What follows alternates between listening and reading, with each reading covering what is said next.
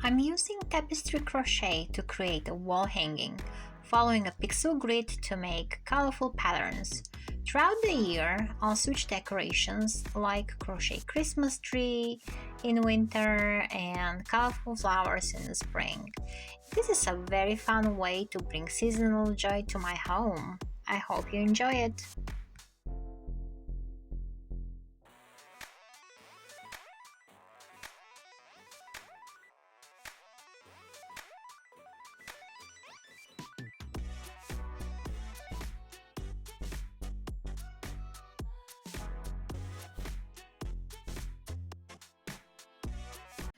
For this wall hanging, I will be holding my yarn double, which means I'll need larger hooks and my final product will be a bit bigger. For my foundation chain, I will be using an 8mm crochet hook, and for the body of the wall hanging, I'll use K or 6.5mm crochet hook. So let's start with the chain. We do a slip knot at the beginning. And then for my project, I need 41 stitches. So I'll be crocheting 41 chains. And once I reach the 41 stitches, I will cut my yarn and I will start again from the beginning. Let's pretend these are 41 stitches. I will be finishing my work. And now I'll grab my new yarn and I'll be starting again, working from right to left. We'll start again with the slip knot. Insert your hook. And then grab your chain and we'll be working into the back bumps so you have a nice pretty edge. So having your yarn on your hook, go through the bump, draw a loop, keep it on your hook, and you do a single crochet. And that's how we're going to be starting each row. We'll be starting with a single crochet and working single crochets all around, all till the end of the row. So use the next bump and do a single crochet.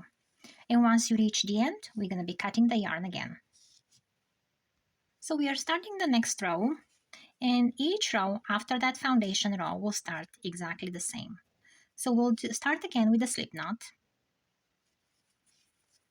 And then that first single crochet we have will always be going through both of the loops of the stitch.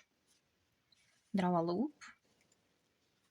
And then for the rest of the stitches, we'll be working into the back loop only. So going through the middle of the stitch, we'll be working only through the back. If you have a second color, since we're doing a wall hanging and they'll be hidden in, all the threads will be hidden on the back, you can just cut them off or you can carry them behind your stitches. So we'll go till the end of the row and I'll meet you there. And this is how it looks on the front and this is how it looks on the back. The last stitch of your row will also go through both loops of the stitch. So we're not going to be working in the back loop of that last stitch. And then we are ready to cut the yarn off again. So we'll start the next row again, and now I will be adding my next color.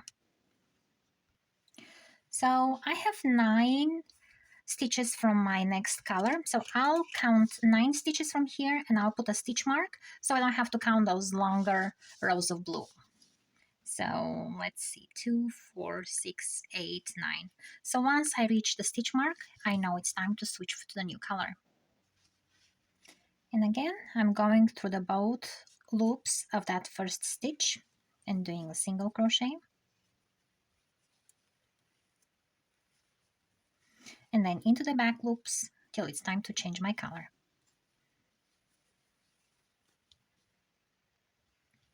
So here is my next color ready.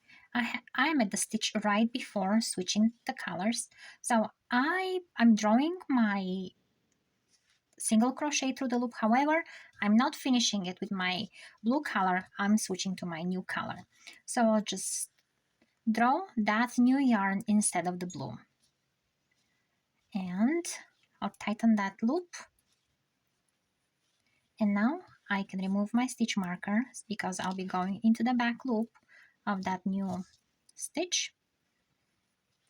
And I keep going till the end of the row, fixing those as I go. And I'll be doing 9 purple stitches. And when I reach the last stitch, I'll go through both loops again and I'll cut my yarn. So here it is, almost there. And my last stitch through both of the loops, finish it, and I do one more chain just to be secure. And here I am, ready for my next row. So here, now on my chart, when I'm done with my blue color, I'll have 10 purples. So my new stitch marker will be into that blue right before the next purple. And I'm also ready to cut my old blue color because I'll be using it. And I'll just tie those together, weave them in later because they'll be in the back. They're not gonna show. So if you do a pillow or a wall hanging, you can go crazy here. All right, so back to the beginning again, doing the same thing.